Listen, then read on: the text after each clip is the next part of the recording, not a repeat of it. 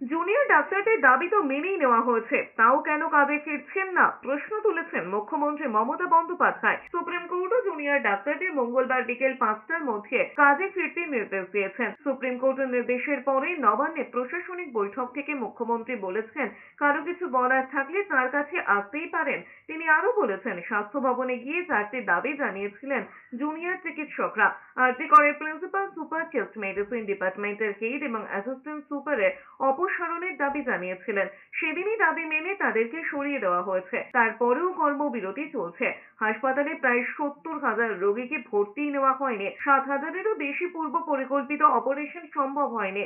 হাসপাতালে চিকিৎসা না পেয়ে বাড়ি ফিরে কতজনের মৃত্যু হয়েছে সে বিষয়ে ব্লক স্তর থেকে খোঁজ নেওয়ার নির্দেশ দিয়েছেন মুখ্যমন্ত্রী।